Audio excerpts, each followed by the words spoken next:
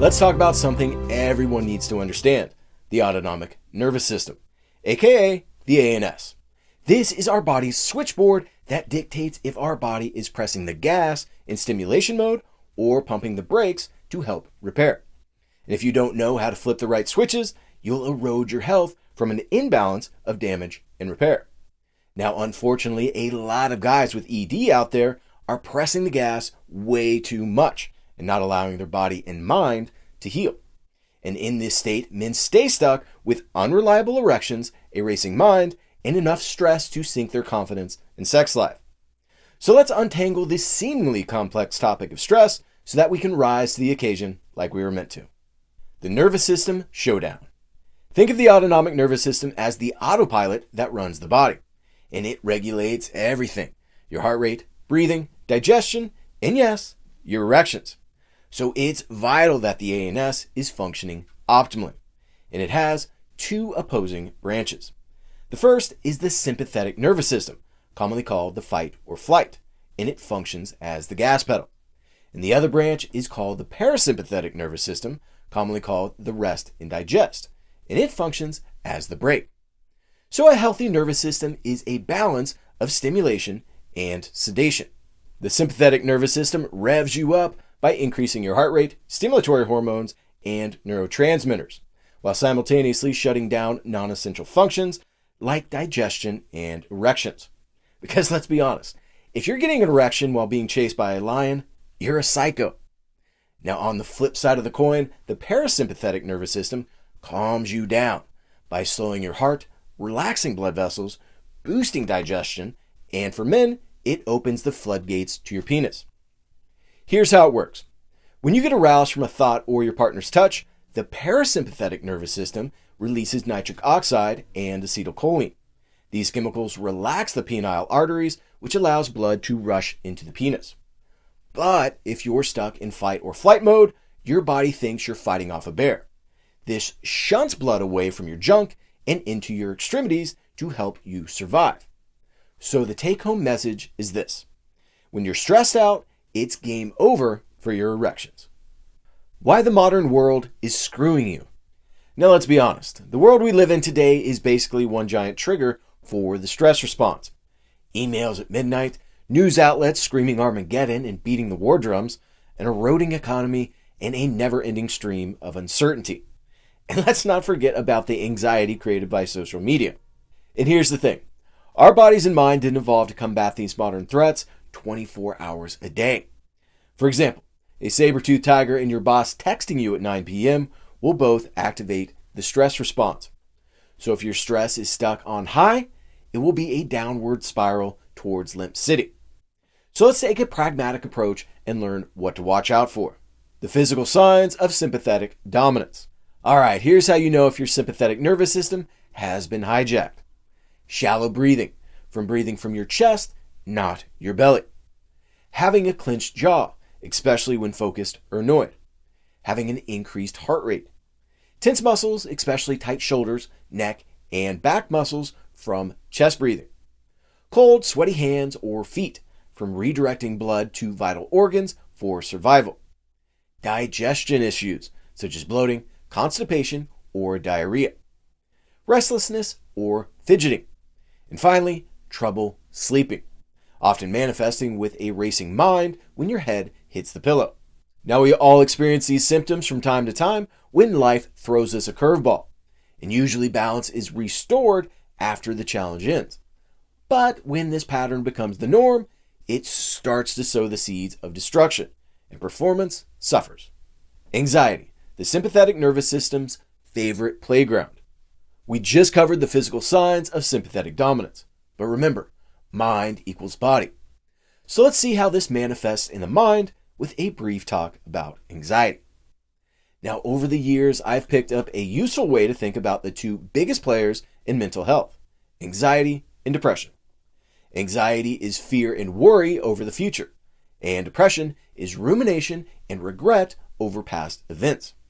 So unsurprisingly, when your sympathetic nervous system is running the show, anxiety emerges with patterns like this. Overthinking, because you can't shut off the what-if scenarios.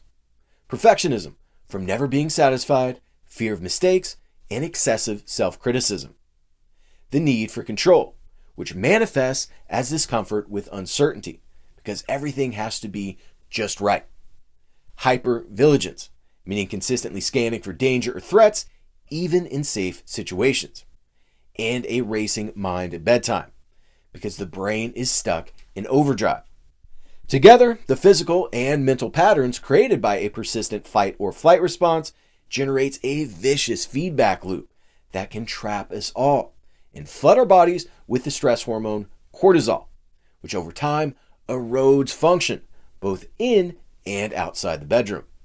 Understanding the stress hormone cortisol. Cortisol is your body's main stress hormone. Now in small bursts, cortisol is this amazing survival hormone that sharpens the mind, mobilizes energy, and gets your ass moving to a safe place.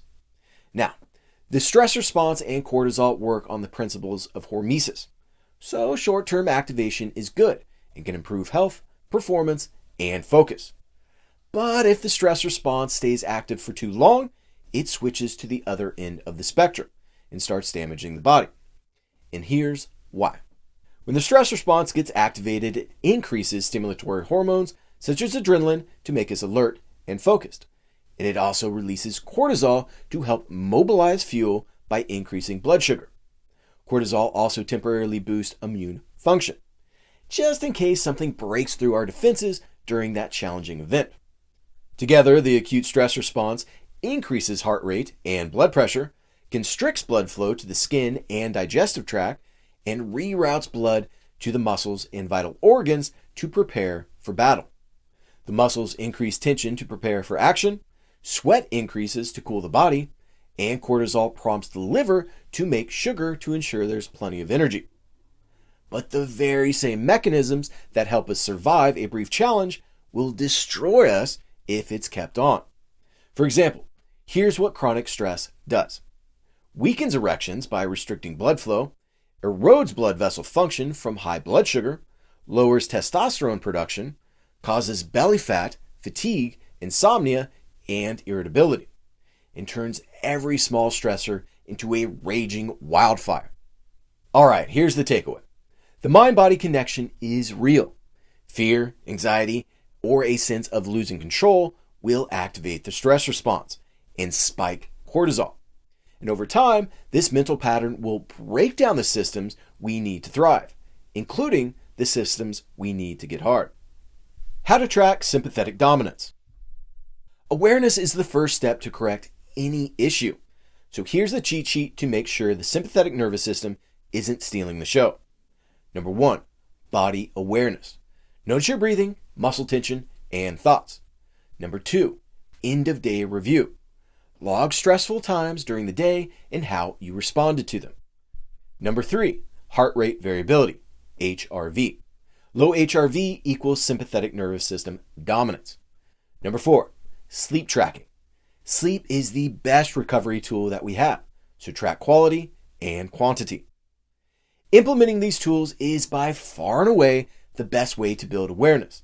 And once you become aware, you have the opportunity to choose a different path. The Anxiety and Stress Toolkit. All right, if you've been noticing that your system has been redlining, here are some ways to put your parasympathetic nervous system back in the driver's seat. Number 1, slow, deep belly breathing, or any breathing practice that has a longer exhale relative to inhale.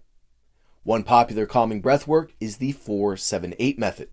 This entails inhaling for 4 seconds, holding your breath for 7 seconds, and exhaling for 8 seconds, then repeating this pattern as needed. Another powerful breath work to improve autonomic function and calm the system is the adaptive breath, which comes with a bunch of other benefits.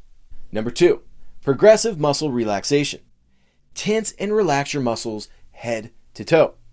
Personally, I've found this tool to be useful as a sleep aid. Number 3, meditation or prayer. Research shows that just 5 minutes of focused presence a day can reduce cortisol, stress, racing thoughts, anxiety, and blood pressure. Number 4, exercise. Any form of movement acts as a stress reliever.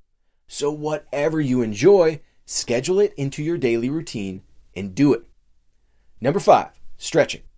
Regular stretching activates the parasympathetic nervous system, reduces muscle tension, and improves blood flow. Number 6, limit stimulants. Caffeine, nicotine, and sugar will all fire up the sympathetic nervous system. So limit consumption of these substances, especially in the evening. Number 7, prioritize your sleep. Maintain a normal circadian rhythm, and if you notice you're still tired during the day, adjust your sleep-wake cycle to favor more sleep. Number 8, monitor your thoughts. The mind is a powerful tool to activate and calm the nervous system. So create triggers for mental check-ins. For example, I have 3 alarms on my watch that go off throughout the day. And every time I hear it, I focus my attention on my mind. Am I in the past, present, or future? What am I thinking about a lot? Believe me, as woo-woo as this may sound, taking a mental check-in can help tip the scales towards balance. Now, I understand that forgetting and falling back to old habits is just a part of the process. So in an attempt to counteract this amnesia, here is some motivation for you. Erections require the parasympathetic nervous system, and the sympathetic nervous system makes you fire. So balance is key. Chronic sympathetic nervous system dominance will kill your erections. High cortisol levels will sabotage your performance mentally and physically. Reversing ED starts with finding a lifestyle that delivers balance. Closing. Now you know why your mind and stress response are directly connected to erectile function. So if you want reliable performance, you can't just wish for it. You need to train your nervous system to flip the switch from stress to calm. Here's what to do next. Pick one tool from the stress toolkit and commit to practicing it every single day. Number 2, track how you feel, your thoughts, reactions, energy, and so on. Number 3, notice what changes, because awareness is how we regain control and start rebuilding performance.